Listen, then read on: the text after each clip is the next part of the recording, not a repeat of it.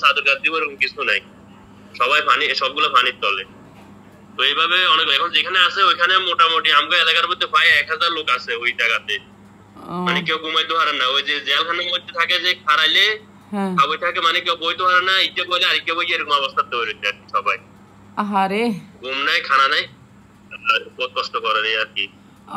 বুঝারে কোন রকমে উদ্ধার করে আনন্দ জানি কেমনে আনবো কোসেন?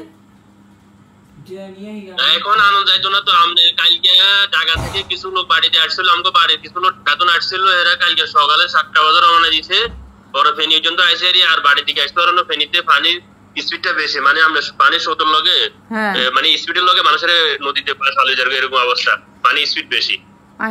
তো মানুষ হাঁটিয়া যাইতে পারে না। পরে আজকে সকালে কেউ ওই যে আমাদের রোডে রোডে আমরা গাছ ধরে ধরে মানে গেছে, হাঁড়িয়ে গেছে আর কি ওইখান থেকে। তো এখন ঢাকা থেকে আসাটা বহুত কষ্ট, আর এরপরে রাস্তা জাম।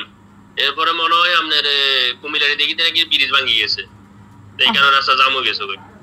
কথা বুঝছেন না, এখন ঢাকা থেকে আসা যান না।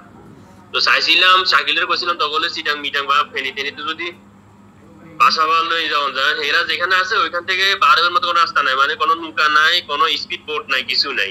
আর ওইখানে কেউ যাইতেছে না। এরা যে জায়গাতে মানে শুধু ঘর একটাই, আর কোনো ঘর নাই, এখানে শুধু চারিদিকে শুধু পানি।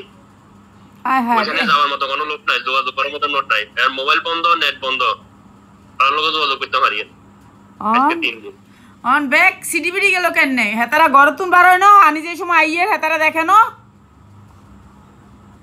এরা কেউ দেখে না। গড়িতে সিডিবিডি গেছে, বড়টাকা তো এতর কোন নোয়া বাইত রয়েছে, মাঝ জায়গা রয়েছে হের বোনের গো বাইতে। এখন হেরা হে বোনের বাইতুন কন্টে গেছে, এরা খবর আর না। বড়টাকা হের নোয়া বাইতুন হেরা আরেক জায়গা গেছে। এখন আমার গড়িতে পুরান বাইতে খালি মা আর আমনগো বছরগা আছে। এখন এরা দোনোগা ঘরে তালা তুলা মারন ছাড়া কত, এরা পানি আইয়ে দেখি সবাই বারে যাবে দেখি হো করে সবাই পানিতে বিজি বাইকছে।